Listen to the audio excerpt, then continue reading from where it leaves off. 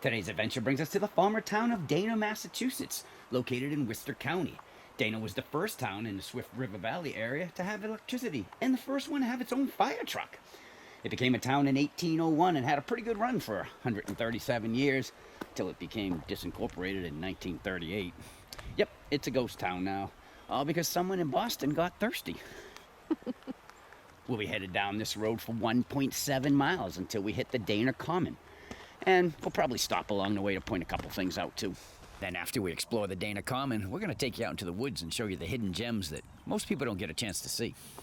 Hey babe, what you doing? I'm posing, no? With a geocache. This is called Mass Ghost Town. Now if you watched our last video where we said you could use a GPS or your smartphone, GPS only, no service out here. So we're going to do what we do, and now you know what that is, and then get back to the video. Welcome to the former home of Asia Snow, aka Popcorn. Actually, depending who you look at for the research, it's either here or it could have been here. But either way, how did he get the name Popcorn? Well, supposedly his diet consisted mostly of milk and popcorn. One of the things that really stuck out to us, though, was Asia was so afraid of being buried alive that he had a metal coffin made, which was rare in the day. But even rarer, he had a window put in up front. Then he made arrangements with the local undertaker to come and check on him for 7 days, once a day, after he passed away, just to be sure that he was dead. Check out our day. Yes, it is beautiful. And as we pan down to our second stop, this would have been the foundation for the barn of George Carter. This farm was also known as the Poor Farm. Now, what a poor farm was, in some communities they would have these for the people who were down on their luck and, well, poor. Just need a little extra help. They come here and they would work on the farm in exchange for room and board. Hey, you think that barrel out there is the original one?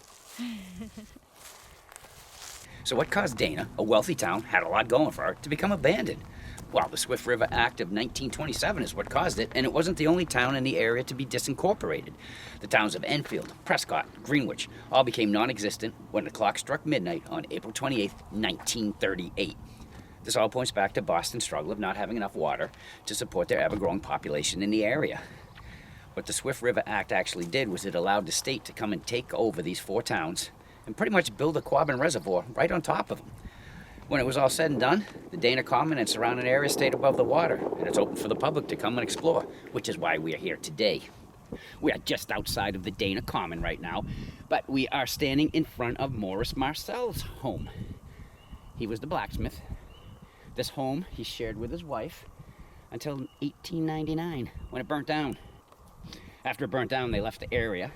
They returned in 1904, and they moved back here, a little further up the street. And we'll continue the story when we get there. Welcome to the site of the Dana Common. This monument was erected in 1996 by the Dana Reunion. It shows when the town became a town and when it was no longer a town. It also says, to all those who sacrificed their homes and way of life. I just let you know, a lot of these foundations used to have pictures of what the house looked like, but due to Weather or vandalism. okay, the pictures are gone, so it's really unfortunate. But anyway, let's continue on with the Marcels. Remember, their house burnt down in 1899. They left and they returned in 1904, and this is the house they bought. Well, this is the foundation that held the house that they bought. Now, 3 years after they moved in, they had a fight. There must have been one heck of an argument because Morris, well, tried to murder-suicide. He only succeeded in the suicide part. But he did shoot his wife twice, and she did survive. But she continued to live here until 1927, when she sold the house. Hey babe, go check out that. I wish Dave was here. I think it's part of Paddock Mine. Dave? This is pretty cool. Very I wonder nice. what part this would have been. I mean, it's really, I wonder if some kind of a vegetable cellar, maybe? I'm not even sure. Root cellar. But it's well constructed.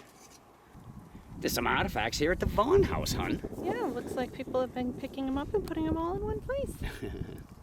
But that's not what's impressive about his house. Check out the foundation. It's beautiful. And the fact that it is still in this kind of shape today, very cool. It was Edgar Vaughn who owned this house, and all these stones came from river streams. because they're all nice and smooth, semi-rounded. Actually, they look like potatoes. The potato house. This is Leslie Cooley's house. So it is. Never ceases to amaze me, though, when you see the picture of the house, it's so big, and then you see what's left of the foundation, and it's so small. Let's go check it out. Very solid. It's deep. This would have been the Johnson house before it became just a foundation. And it has a picture. Now, Mrs. Johnson would play the harp for the local children, and after she was done playing, she would invite them in for milk and cookies. Aww. What we are standing in front of, we believe to be the general store that would have been here in the common. Imagine it would have been a busy place, too. Considering there's not much else around here. No. So the next house is the Grace Dunn house. And the only thing we know about it is it had a safe. And it's empty. Oh no. Obviously, Mrs. Dunn took all the money when she was done. Must have been too heavy to move. Probably. Those things are super heavy. This would bring us to the Eagle Hotel. This was a 15-room hotel. The hotel itself was moved here in 1843, but it didn't become a hotel until 1893. And then in 1936, it was sold to the state and was taken down for, what would you say, hon, for a thirst quencher? This is where the Civil War cannon stood that is depicted in the photo.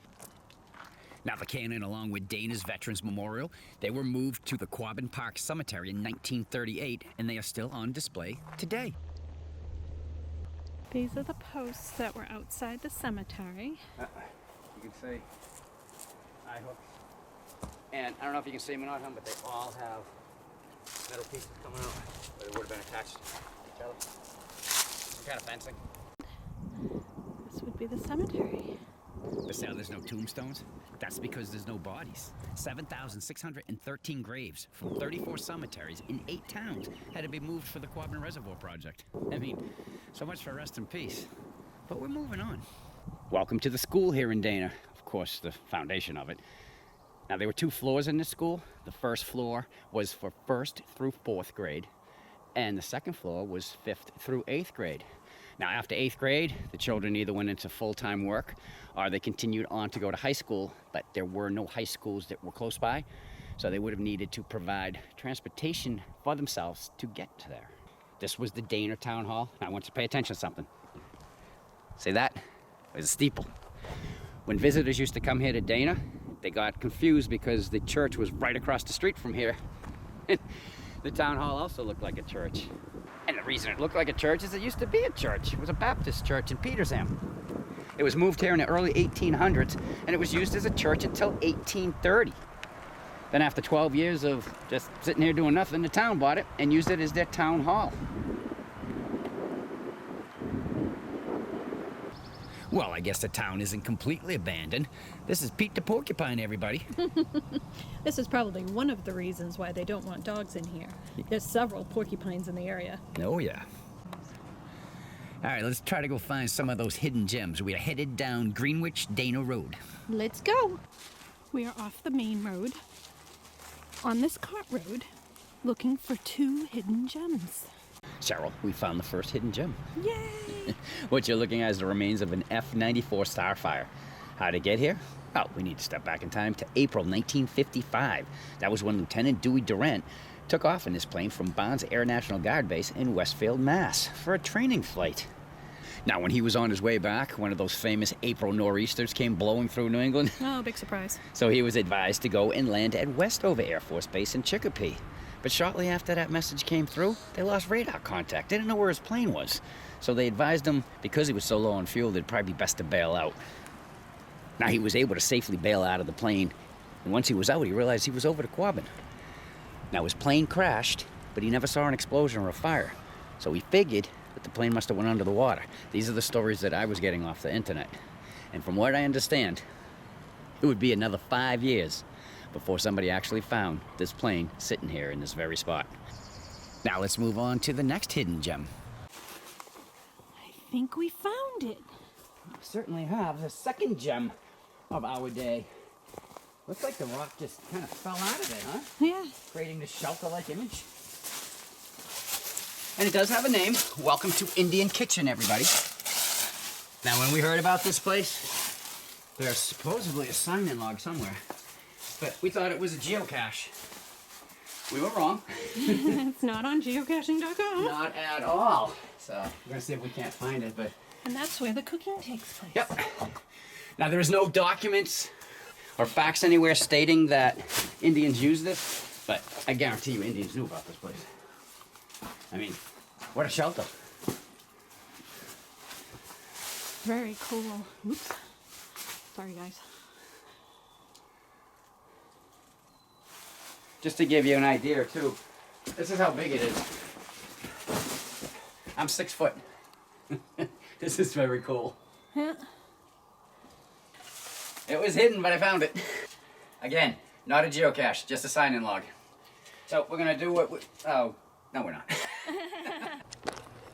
We are now hoping to find our third hidden gem of the day, a lost and forgotten grave site. It's believed that this grave was the only one left behind when all the other graves were moved to the Quabbin Park Cemetery, simply because no one knew it was here and it was overlooked. We believe this is where the Farnsworth farmhouse once stood. And the residents John and Sarah had a child named Wendell, who passed away at age 6. And supposedly the grave is somewhere out in these woods. Well, after a long search, we finally found the grave. You kind of have to feel a little bit sad. Wendell's final resting place is out here in the middle of nowhere. When we arrived, there was a Christmas tree placed against the tombstone. Wendell may have died over 160 years ago, but it's nice to see that people still care today. We are back at the Dana Common. We're about to head down Skinner Hill Road, and we'll see what's down there. What are you doing? Somebody left their car here. Oh my goodness. To me, I think it's a Model T, personally. I could be wrong. But, you know, I can understand how they missed Wendell's grave, because it's really in the middle of nowhere. But how do you miss a car parked in the driveway next to the house? You took the house down. What you doing, babe? Just looking at the scenery out there. Oh, and I found a geocache. It's called Graves Landing, so we're gonna do what we do. Get back to the video. Now, when you get to the end of this road, you've arrived at Graves Landing, hence the geocache that we found. Graves Landing is named after Franklin S. Graves. He was a conservation officer here. He was born in 1910 and died in 1983. It was named after him because this was the landing that he took off in his boat to patrol the Quabbin. And there's some more of the Quabbin. Now, actually, the road that we just took would have continued going out to North Dana, but it's underwater right now. Never to be seen again, I'm sure. They say the foundations are still under there, just like the foundations that we've shown you out here. We've pretty much found everything that we were looking for today. And here is another shot of the Quabbin Reservoir. I gotta tell you, other than the sad fact that 4 towns were lost so that Boston could have drinking water, the landscape out here is beautiful. It is beautiful. There's 2 peaks over there, hon. You know what they are? Yes, Soapstone and Rattlesnake Hill. Yep, very good. Common. We figured this would be a great place to close out the video. And what a day it's been. Cheryl and I have just had a blast out here. We showed you some foundations coming in. We showed you the common itself. Showed you Pete the porcupine. Went down, showed you the plane crash. Took you to the Indian kitchen. Showed you little Wendell's tombstone. Went down, showed you the old car. Went down, showed you Graves Landing. I mean, there was so much to see here. It was incredible. But Cheryl and I are going to pay for it too, because by the time we get back to the Jeep, 16 miles we're going to have logged. That's right. Made for a very, very long day today, but we really, really enjoyed it, and we hope you did too. Now, if you're curious to everything that we do, right there. Follow us on Facebook. That's our Get Gone With Us page. If you liked what you saw and enjoyed coming with us, appreciate the thumbs up, because we enjoyed having you come along with us. Don't forget to subscribe. You know, the thing down there I always point to. Feel free to share and comment on this, because until we do our next adventure, the end.